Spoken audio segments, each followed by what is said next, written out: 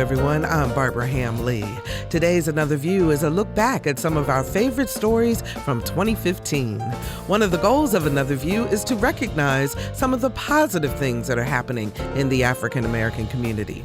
So we make it a point to bring you stories of interesting people doing some pretty amazing things. Producer Lisa Godley talks to people, profiles programs, and showcases a lot of what's great about the African American community. And when we come back, we'll share some of those special moments. But first, this news from NPR.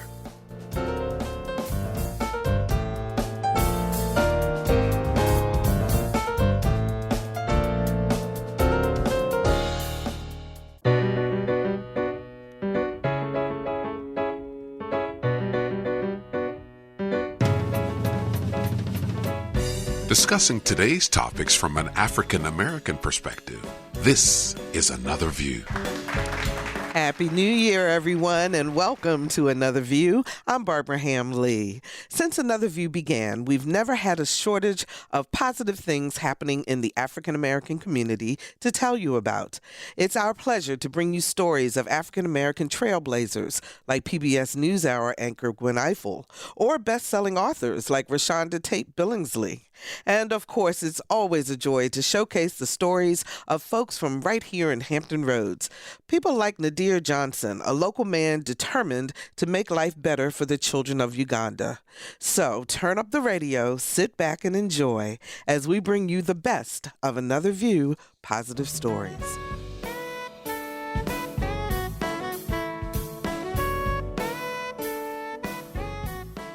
Some films make us think and can spark us to action, while others are designed simply to entertain. And then there are the ones that leave us wishing we could get the last 90 minutes back.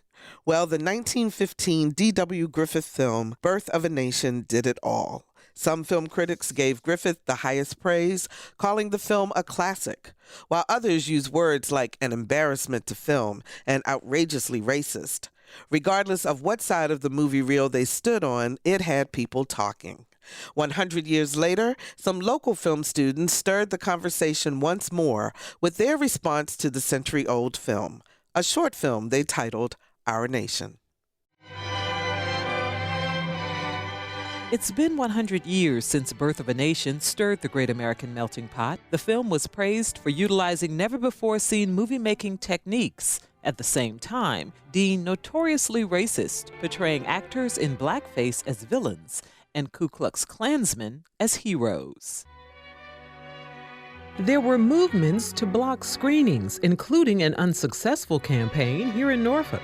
Across the country, the March 1915 release sparked lawsuits, picketing, even riots, which seemed to only fuel the film's appeal at the box office, making it one of the biggest moneymakers of its time. Now, a century later, there's an opportunity to discuss how filmmaking has changed and see how Hampton Roads responded to the film's release through a short fiction film titled Our Nation. The film follows 8-year-old Douglas, who desperately wants to see what everyone is talking about, but is denied access to the theater because of his skin color. Ready and action! That's about the size of it. No matter, it isn't as great as all that. The poster says it's the 8th wonder of the world. Son, that's advertising. I have seen Birth of a Nation more times than I would wish on any man. And I only wonder what the people were thinking to make it in the first place, much less folk lining up to see it. I wouldn't keep sitting through it if I wasn't being paid for it. You work for the theater? That's right. Out of projections. Wow. Pays the bills. Usually the fair is shorter and more fun. We running Birth for 2 more weeks and it's like a torture to me. 3 hours. My God. 12-year-old Connor Berry plays Douglas in the film. He talks about his character getting his first dose of discrimination. When the ticket master told him, you can't come in the film, and he was like, well, why? Because he thought all he needed was some money to get in the film, and he could just watch the movie like any other person. But when the ticket master said no, then it changed his mood completely. Derek Baskin plays Jeremy, the projectionist. Baskin watched Birth of a Nation for the first time as he prepared for his role. I sat through it for all 3 hours, because my character has seen it multiple times, so I figured I should at least see it one time. And it's really interesting to, watch filmmaking and the portrayal of, African American characters and to see them played by non-African Americans. That's something that, thank God, we've got past. But it's a tough film to watch. But Baskin believes Our Nation offers an important perspective on the 1915 film and will prompt important discussions about the film industry. And I hope that when they see this short film that they say, you know what, we've come away, but we can still go further. The director of ODU's Institute of Humanities, Avi Santo, is coordinating the Birth of an Answer event. We will not only debut Our Nation, but we will also be screening Oscar Michaud's Within Our Gates. It was a silent film, and we have commissioned Adolphus Hailstork to compose a new score to the film, and that will be performed live. Santos says he's also excited about the evening providing an opportunity to discuss both the history and current state of American filmmaking. Good, let's cut. Good. Move on. There you go. Very nice. The screening of the film was followed by a panel discussion at Norfolk's Attucks Theater that included such recognizable names as Tim Reed, Mario Van Peebles, and Zenabu Davis.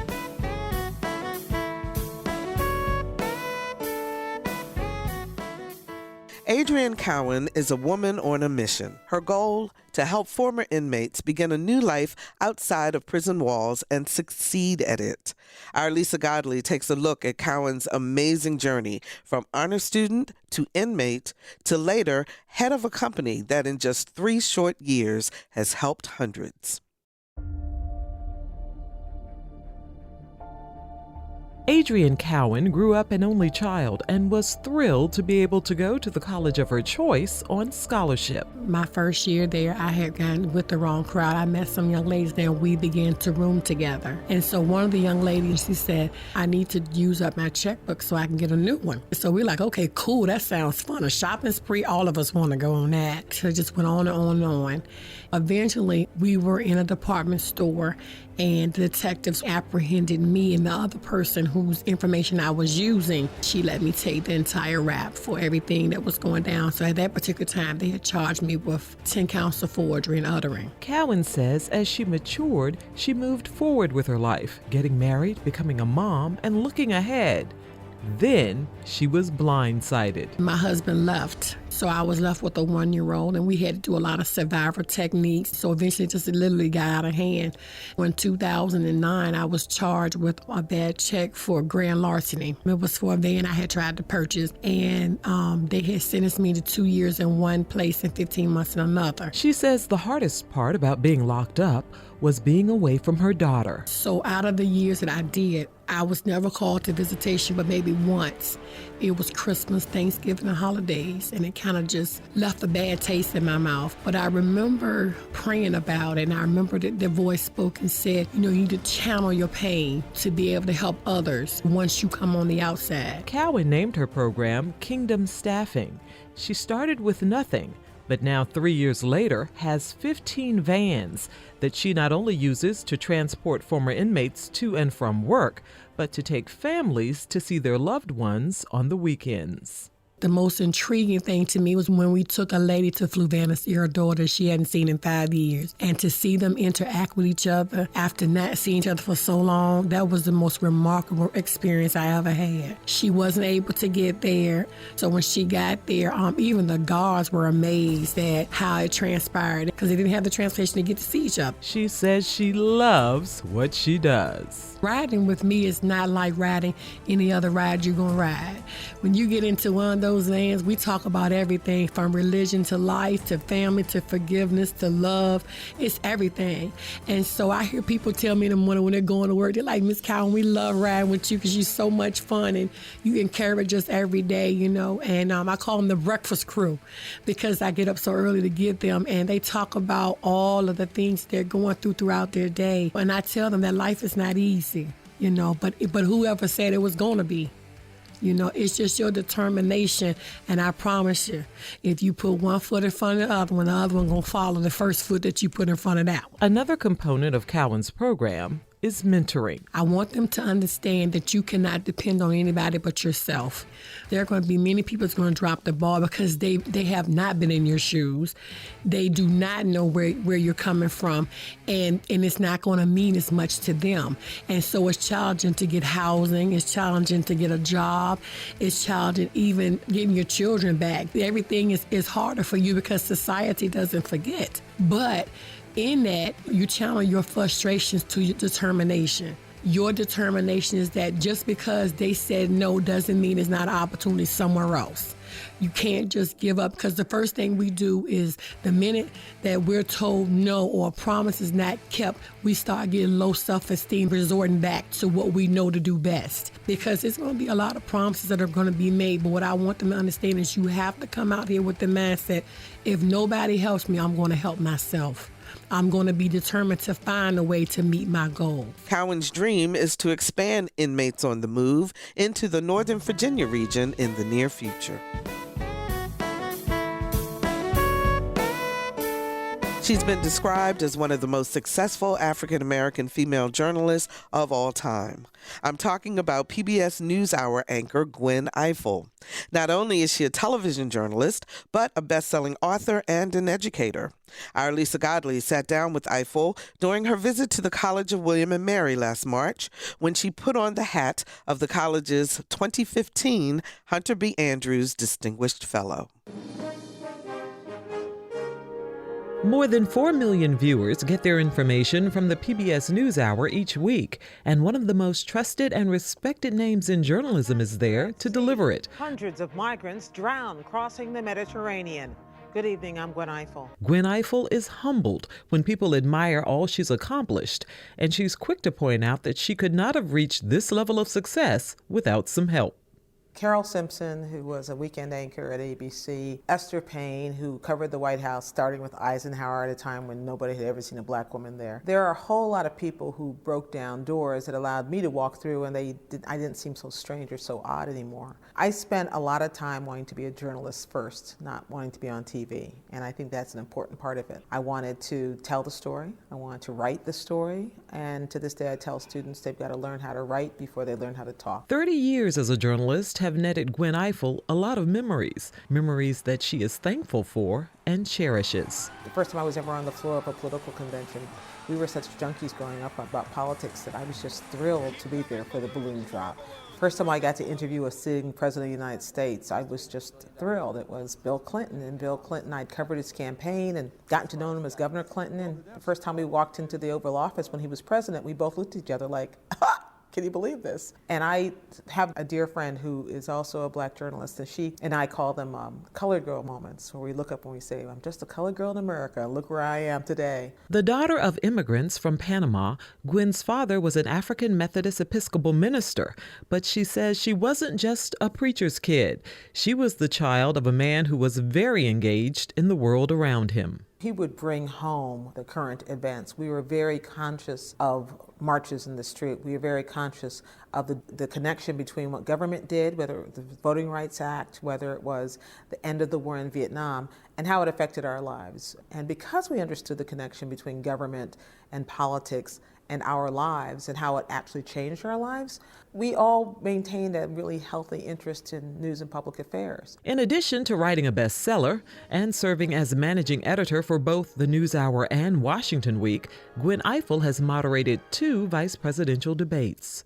The second vice presidential debate I moderated was with Sarah Palin and Joe Biden. It's the one most people remember. It's the one Queen Latifah played me on Saturday Night Live. It was a weird moment. We would like to remind our audience that due to the historically low expectations for Governor Palin, were she simply to do an adequate job tonight and at no point cry, faint, run out of the building, or vomit. What most people don't know is that the night before I was flying to St. Louis for that debate, I had an accident at home, fell down and broke my ankle. They had to build an elevator to get me to the stage. They had to build a box underneath the desk for me to keep my leg propped up on.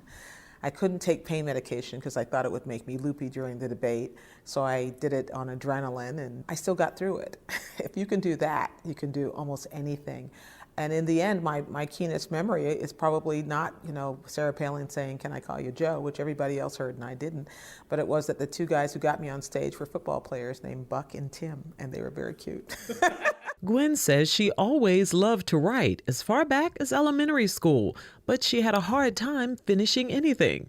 So she loved the idea of being a journalist and having deadlines. I wanted to be paid to be nosy, and I wanted someone to impose a deadline on me so I could tell the story. She admits that it was tough disciplining herself to write her book, The Breakthrough: Politics and Race in the Age of Obama. I asked everybody who had ever written a book, who I'd ever met, how did you do it? And the one person who gave me a piece of advice was Jim Lehrer, because he writes a book every year. And he said, you have to put your butt in the chair and write every day.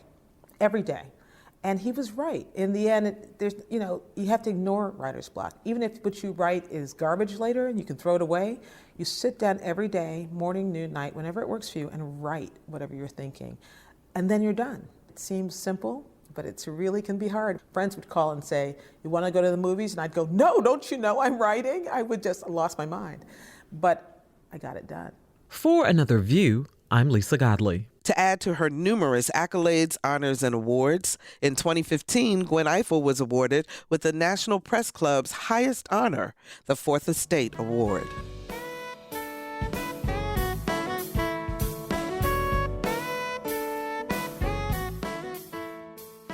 Since her first performance at the age of 5 in her father's church, to writing songs for such recognizable names as Diana Ross, Angie Stone, and Destiny's Child, Juanita Wynn has made music. Now Wynn is sharing her personal story through song, detailing her highs and lows in her second gospel CD titled This Thing Called Life. I could be driving down the street when it hits me. I could be cleaning my home when it hits me. I come from a musical family. My mother played and I just picked up notes. It was like a no-brainer for me, and I didn't even know how it came so easy for me, but I love harmonizing. In my music and the CD that I have coming out, in the booth, sometimes I have to be careful not to just go crazy because I can hear the notes, and if I close my eyes, sometimes when I'm singing, I can see them. I guess that's the way the gift has been given to me.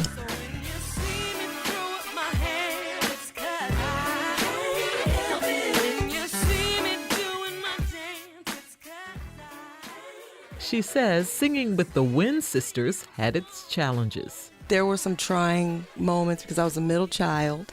The older kids didn't want to be bothered with me. The younger kids, I didn't want to be bothered with them, and trying to find my place in there. Sometimes I would just have attitude, because it was like, come on, Juanita, sing, because I did most of the leading. Juanita says as she got older, she realized she wanted to work with kids, so she decided to study child psychology in school. But to pay for it, she sang at jazz clubs on the weekends.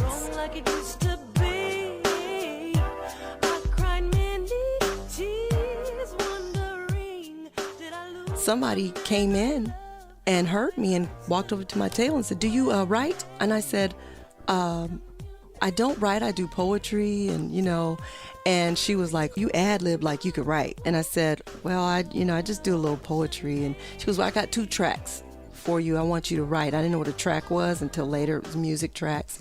And she gave me 2 tracks. She said, and see if you write something to it and just call me. My name is Tracy. And I was like, okay, And, it came to me like this. I just wrote to him and called her, sang him to her over the phone. She worked for Quincy Jones Music Publishing.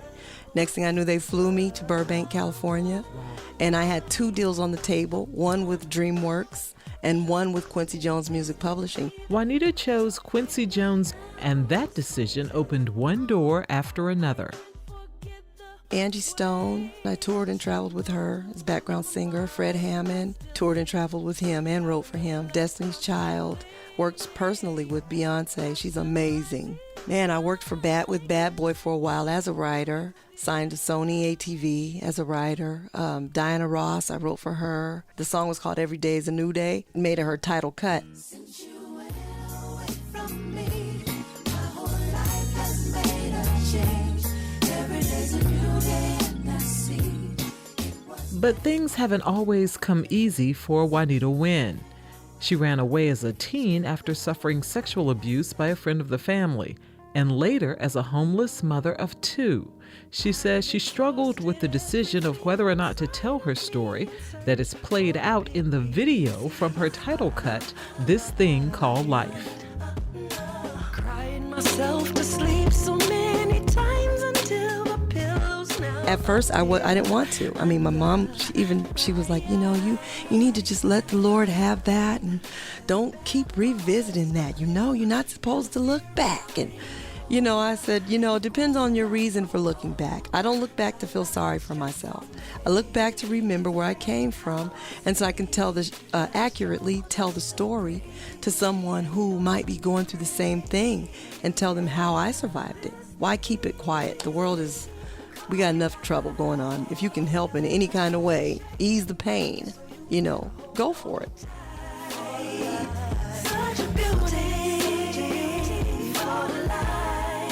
For Another View, I'm Lisa Godley. When she's not writing songs or singing them, Juanita Wynn enjoys what seems to be a natural fit, motivational speaker.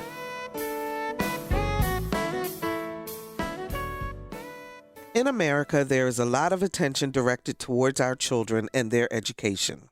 There seems to be ongoing stories in the news about a school's accreditation status, how well students score on standardized tests, and what can we do to end the dropout crisis.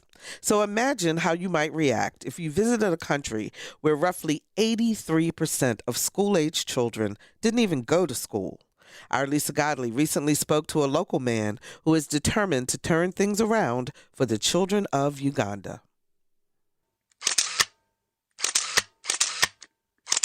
Taking photographs is Nadir Johnson's passion, but 8 years ago, his lens took him on a journey that would give him something else to adore. I was blessed to travel to Uganda, East Africa, for the purposes of doing mission work. But once there, I saw a little girl who really stole my heart. When I first met her, she was 1 year old. It was at a clinic, and I stooped down to take her picture. And she started engaging with me because everything that I would do, she would reciprocate. And so we ended up having a choreographed routine. I was blessed to come back the next year. And when I came the next year, she really stole my heart. And so I unofficially adopted her. So I've been her sponsor for the last 7 years, and my life has never been the same. As a result, young Esther flourished. Nadir and his wife found themselves not just supporting Esther, but soon her entire family. When I went last summer, the blessing that I was giving this little girl, God put it in my heart to try and bless other children. So once I came back, I spoke to my wife about it, and she was in agreement that it was definitely a worthy cause. They have over 2 million children are orphans, and a lot of it is due to AIDS, but regardless of what it's due to, the fact is, though, there are still over 2 million children who are orphans. You have 1.76 million children who are as part of the child labor. And so that's one of the highest rates in the world. 1.76 million children are not going to school. They're out working, and a lot of it has to do for survival. Within a matter of months, the couple had formed their own nonprofit, which they named Operation International Gift of Knowledge. Our mission is to serve by providing children suffering from extreme poverty with access to their medical, nutrition, and educational needs so they may be able to discover their God-given talent. Our children go to boarding schools, so we're able to take care of their education, we're able to take care of their medical needs, and we're able to take care of their nutritional needs by them staying at the school. Since Nadir and his wife Michelle can't be there all the time, they've partnered with Cassandra Miracle Center, a church in Uganda. Volunteers at the church take care of the orphans and send them to school. Nadir says their dream now is to have others become sponsors. The top development economists have said one of the most effective ways to address extreme poverty is to have one sponsor to one child. So that's what we're trying to do. So for less than the cost of a date night at the movies, you can take care of the child's education and their room and board for a month. We're asking people, when you do invest financially in the child, don't let that be the end of it. We also want you to invest love in the child. And so we would set you up with an email for that child. You would be able to email the school to find out how that child is progressing. We will give you a post office box to be able to send gifts to the child. About 13 children are currently being served by Operation International Gift of Knowledge, and the ones who have been in the program for a while are doing extremely well. The children I saw, they're becoming pretty fluent in English. They're very outgoing now, and I can see where their self-esteem has risen. They know that outside of Uganda, there's people out in the world that are rooting for them, that care about them. For Another View, I'm Lisa Godley. Nadir Johnson says the goal is to have the number of children helped by Operation International Gift of Knowledge grow to 25 by June of this year.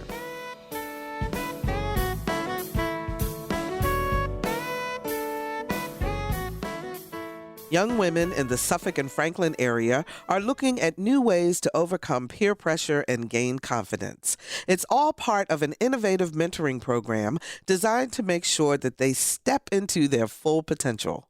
Lisa Godley gives us an inside look at how Ladies of Distinction is turning things around for young ladies from elementary to high school. A little over a decade ago, Janelle Riddick decided she wanted to do something to enhance the lives of young people all over the state. So she began her journey of speaking to auditoriums full of teenagers about academics and leadership.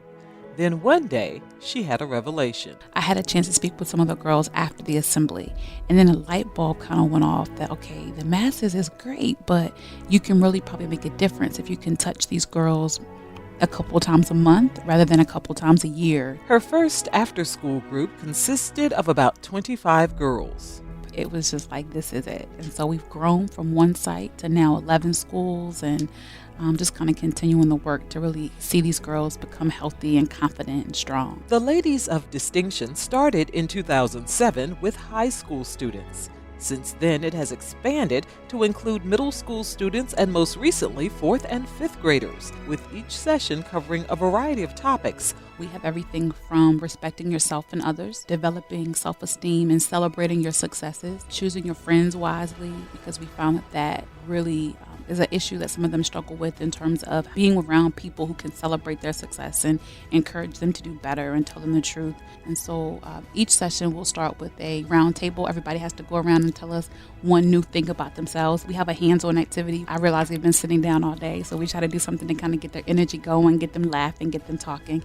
And then we end every session with a question box, and they can put a question about absolutely anything into the box. Taisha Whitfield says some of her most memorable times has been during the group's annual beach retreat, but Taisha is quick to point out that one of the main things she's gained from the program is confidence. I asked her, can I host a talent show? And me, I don't talk that much, and I'm quiet. But she was like, yeah, you can do it. And it was like, I think over 50 girls there. And I don't usually talk in front of people because I'm like shy and quiet. But I stepped out of my comfort zone and I hosted the talent show. And they love me. Like Taisha, Catherine Brown has been with the Ladies of Distinction since 6th grade.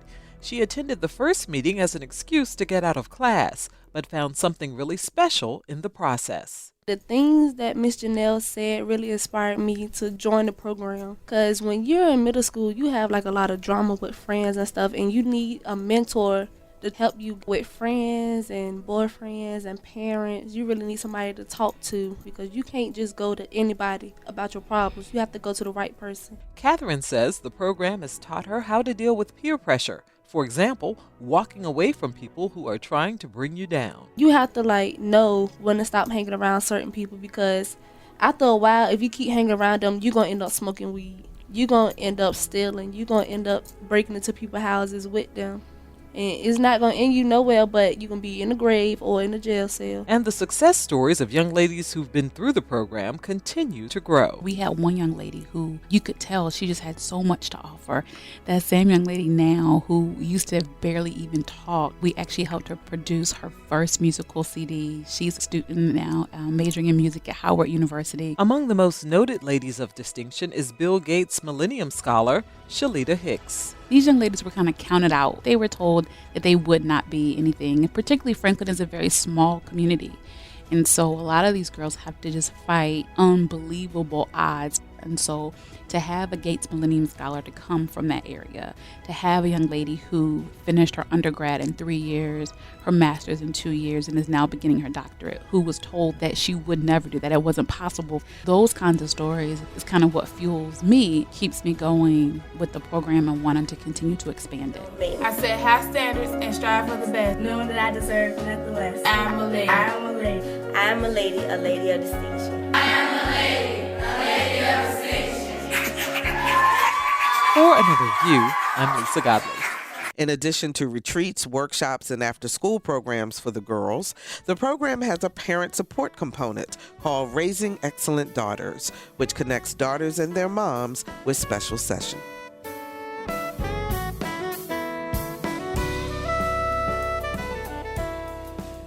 The year was 1988, and music producers Thomas McElroy and Denzel Foster decided they wanted to create a female singing group.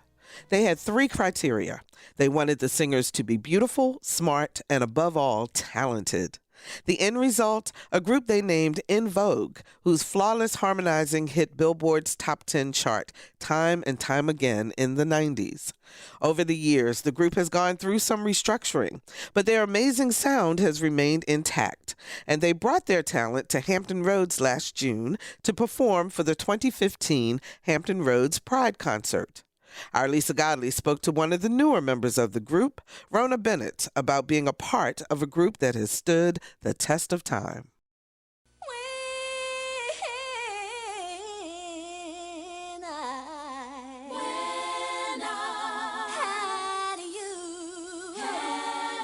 It's hard to think about 90s music without mentioning the amazing vocals of In Vogue. So just imagine singing songs that were iconic in their own right and being a member of a group you admired and watched from the audience while they performed before thousands. That's Rona Bennett's story. I saw them years ago. I think it was in Washington Park in Chicago performing.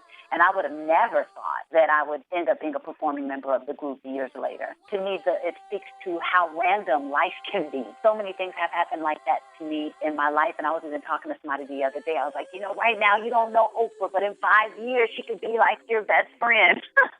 I mean, I know that's it sounds far-fetched, but at the end of the day, that's how random life can be. You just never know what path you might end up on and where your desires might lead you. The desire to perform has been in Rona Bennett's blood for a very long time. The bug bit me early, and my grandmother was the one that kind of noticed that I was very involved with the art. She was the one that was saying, maybe you guys want to pay attention to her, but my mom, who's really big on education, my dad too, but my mom was really big on it, would ask me, what's your plan B? And I was like, I didn't have a plan B. My plan A was to just perform and do what I wanted to do. And I guess one day we were driving down the street, and I turned to her with all sincerity, and I said, Mom, what can you do for me? And she knew at that point that I was really serious about where I wanted to go. And my parents decided to support me from that point forward. Bennett was a Disney Channel Mouseketeer, appearing alongside such recognizable names as Justin Timberlake, Christina Aguilera, and Britney Spears. She joined In Vogue in 2003. The new chapter in her life began while cutting a demo for a couple of music producers. One of the men told her that In Vogue was looking for a new singer and suggested she audition. And I ended up meeting with Denzel Foster, who's one of the founding members of the group. And I showed him some of the things that I had been doing because I'm a songwriter as well. And when he heard the material, he thought, I think you should go up there to the Bay and meet Cindy and Terry. And when I did, that was it. When the ladies aren't on tour, Bennett says she's busy creating, from writing music to writing books. She's about to release her 5th self-help book. Rona Bennett describes herself as a personal power coach whose desire is to help people conquer their fears, gain confidence, and expand their perspectives.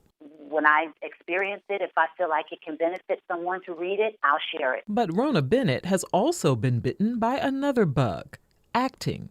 She starred in UPN's Homeboys in Outer Space and has done guest spots on Martin, Living Single, and The Single Guy. She recently played a villain in a sci-fi short film. I would love to get back into either situation comedy, but I've never done I've never been a series regular on a drama. That's also very interesting to me as well. Television, I'd love to get back into that.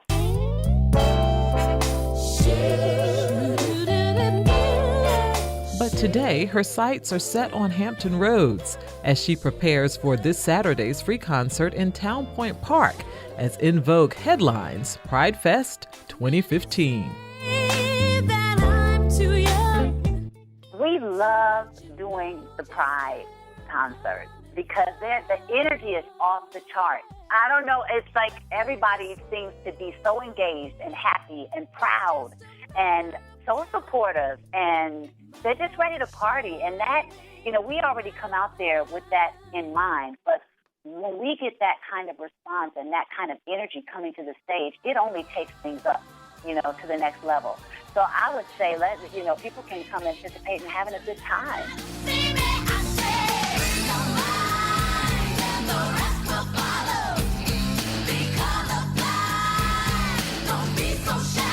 For Another View, I'm Lisa Godley.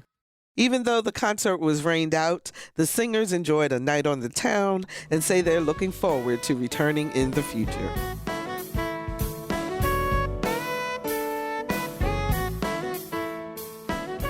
Last March, vibrant, powerful images that inspire, motivate, and educate covered the walls at the Peninsula Fine Arts Center.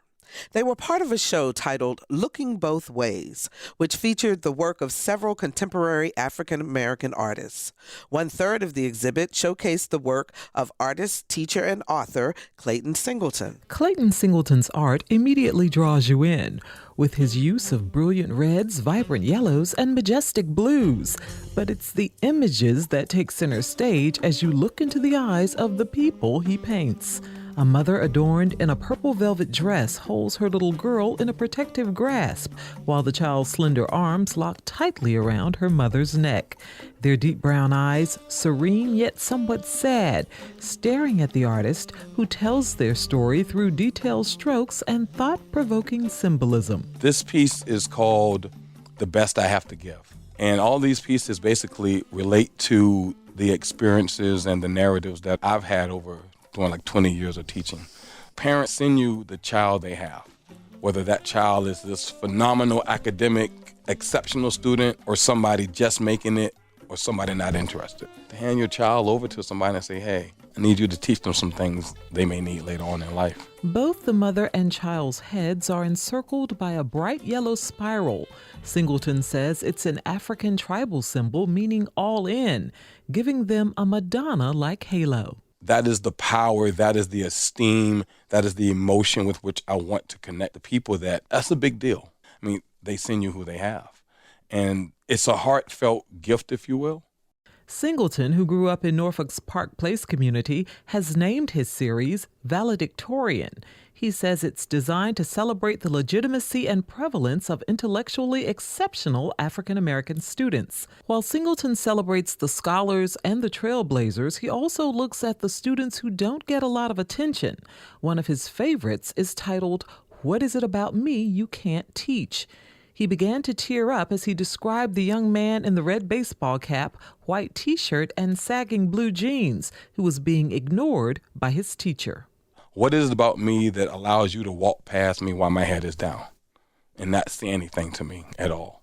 Am I better off not interacting? Are you better off not engaging me because that's more comfortable? And in this picture, his eyes aren't seen. And that's significant because a lot of people don't see black males. You can see me on the football field. You can see me on the track, but you can't see me in the class.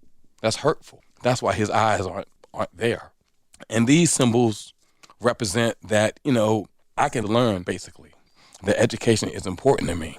If you'd like to see Singleton's work, you can log on to whro.org/The Scene. Several of the artists featured in the Looking Both Ways exhibit were also showcased in 2 WHRO The Scene videos, Asa Jackson and Godchild, The Omen.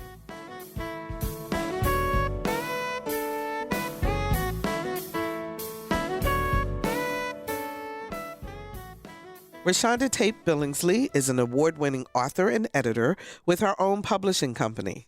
Last July, the mother and former journalist visited our Another View studios, where she spoke candidly about her work and her life.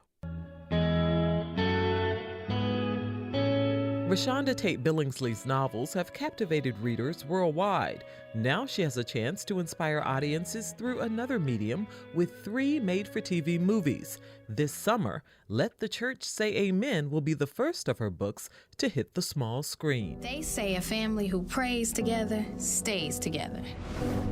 But what they don't say is a family will criticize. I'm tired of you being a disappointment. Tell lies. You chose to turn your back on your own son. You made a mess of your life, not me. Every step, I stand by my family. And as an author, that's a dream come true, to see your work come alive on the screen. I do get to get a cameo with a couple of lines in there. That's cool. Just the whole process. Her passion for creative writing drove her to write her first book, My Brother's Keeper, 15 years ago. In 2000, I decided to step out of the journalism realm. I still was doing that during the day, but at night, I'd go home and let my imagination take over. And I had been talking about writing the book long before I actually sat down and wrote the book. And it was when I finally decided I'm going to actually do this. And I set small goals, because that's the problem a lot of times with everyone that has a book inside them. You can always talk about getting it done, but life will get in the way. Absolutely. And so I had to tell myself, set a small goal so you can really make this dream a reality. Billingsley is excited about her latest release. Mama's Boy is kind of a rip from the headline story. It is actually about a woman whose son is videotaping a confrontation with police. She has a 16-year-old African-American son, and he and his friends are hanging out when they're accosted by a police officer. When all is said and done, he accidentally shoots the police officer. The officer is white, and they're in Jasper, Texas, which is rife with racial tension. But what I don't do, I don't vilify police. What I try to do is present both sides, how stereotypes can lead to confrontations like this. And so I look beyond that. It is a multi-layered story that looks at things from all perspectives. She believes these stories are compelling because she writes the truth. So even though it's fiction, I still write reality. And so the last thing I want to do is create a story that's not realistic, that's not plausible, that people can't relate to. The reason it is resonating with readers so much is because many of them are living it. Many of them can relate to it. Writing novels isn't her only passion. She founded the publishing company Brown Girls Books along with fellow author Victoria Christopher Murray. We started this publishing company because there are so many authors who no longer have book deals because the industry has changed. And at our respective companies, we're with Simon & Schuster, she's with Touchstone, I'm with Gallery, we were among the last few African-American authors standing. And that was not because we're the most talented, it's just the industry has changed. And so what we wanted to do was give those established authors a chance to have their voice to be heard and to introduce the world to new authors. And she shares her path to writer success. Good books are not written, they're rewritten. And I think that's what kills a lot of authors or aspiring authors. They sit in front of the computer, or even if they write longhand, and they try to craft the perfect words the first go round. And I'm a firm believer in just getting it all out. And then you go back in and you clean it all up. One time frame that works for me may not work for you because your muse may be slow in sharing, what it wants you to tell. Your creative juices may not be as fast as the next person. So you can't compare them, but you just have to do it. You have to do it on a regular basis if you're serious about getting a book out. Rashonda Tate Billingsley is a firm believer to not give up on a dream. When I look back, when I started out, I got so many rejection letters. I keep them now in a big box, tons of rejection letters. I always think back, if I had let those rejection letters validate me or stop me, I'd still be somewhere waiting to realize my dream. For Another View, I'm Lisa Godley. 2 more of Rashonda Tate Billingsley's books will be coming to the small screen in 2016. The Devil is a Lie and The Secret She Kept will be made into original TV movies, which will air in the fall of this year.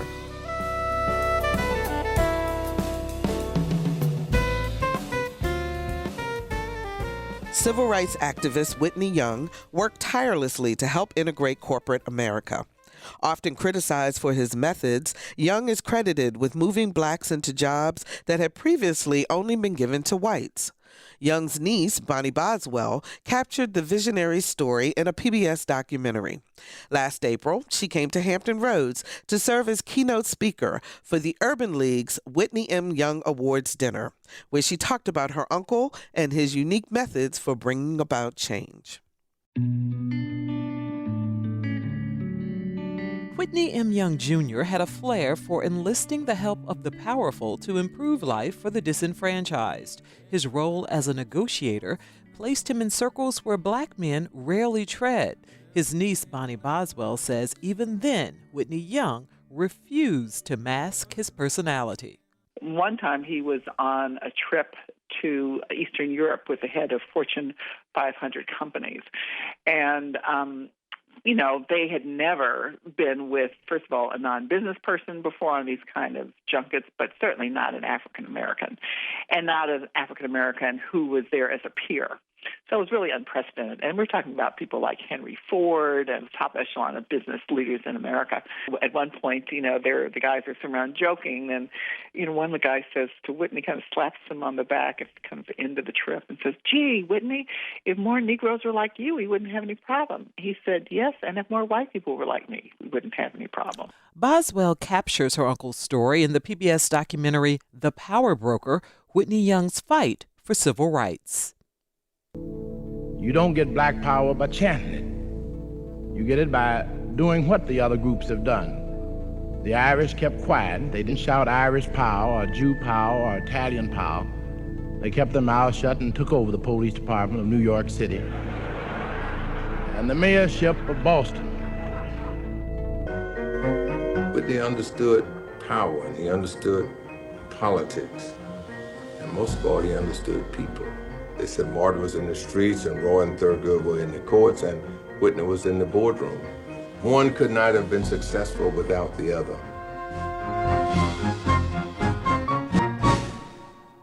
Whitney Young was the executive director of the National Urban League when the organization co-sponsored the historic 1963 March on Washington. He had access to the White House, meeting with President John F. Kennedy and advising Lyndon B. Johnson. Young's domestic Marshall Plan was believed to help shape policy. His work even netted him the 1968 Presidential Medal of Honor. In spite of his efforts, he had his critics who called him Whitney and Uncle Tom. If you're living in America, you've got to deal with the power structure. You've got to deal with politics. You've got to deal with economics. And he knew that. So he was willing to be unpopular if necessary, if it got the job done. So he'd say, I may not be the loudest, I might not be the most popular. He said, just say about me that I accomplished something. Whitney Young died in March of 1971. It is believed he drowned while swimming at a beach in Nigeria. He was 49 years old. Among the many interviewed to tell her uncle's story was actor and activist Ossie Davis. He said Ossie Davis, could not tell a young person to go out and become another Martin Luther King or Malcolm X, but he could tell them to become another Whitney Young. Whitney Young was also an author, writing 2 books, To Be Equal in 1964 and Beyond Racism, Building an Open Society in 1969. He also wrote a popular syndicated newspaper column.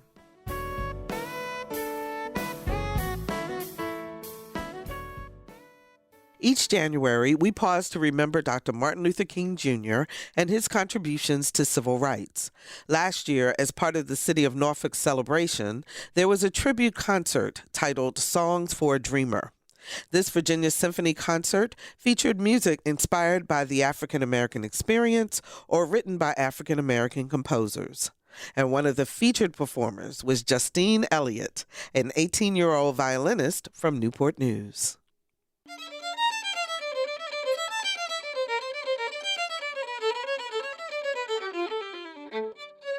For 18-year-old Justine Elliott, music has been a big part of her life for almost as long as she can remember.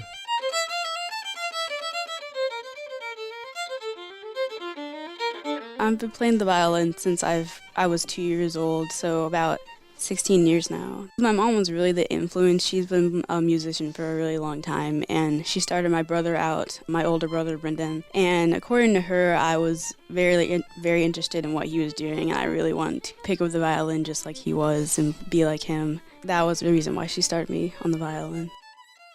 By the time Justine was 7, she had landed a spot with her first youth orchestra. What would follow? More than a dozen accolades, honors, and scholarships.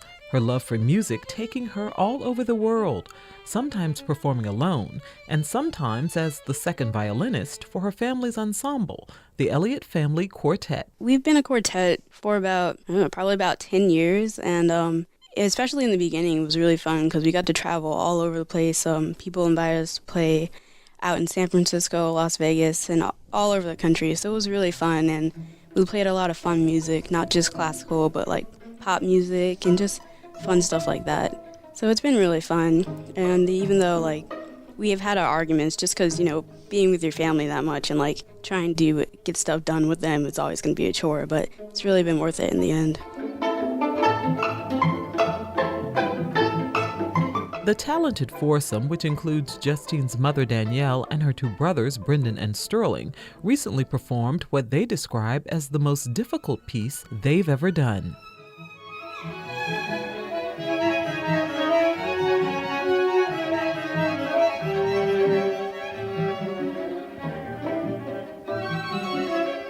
It was a music festival that featured professional African-American classical musicians. We did perform as a quartet there. We played the Ravel Quartet in F minor, and it was really challenging. Every day we had to practice, even sometimes until 1 in the morning, just because it was so difficult.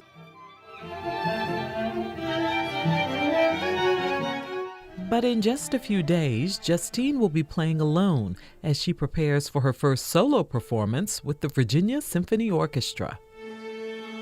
Oh, it's so much fun. It's really such a different experience than playing by yourself or playing with the piano, because you have so much energy behind you and you can feel the energy of all the people that are just playing with you, and they're there with you in the moment on stage. It's really fun to have like other people there with you sharing the experience. Once the Songs for a Dreamer concert is over, Justine will head back to Ithaca College, where she's studying music and sound engineering. I think music it's really a special thing because you can always make it your own. It does take a lot of hard work and dedication, because if you don't work at it every day, just like anything, you're not going to get to where you want to be. But when you do work at it and you do like accomplish those things that you've been waiting for, you know, for a long time, it's so worth it. It's a really fulfilling experience. For Another View, I'm Lisa Godley.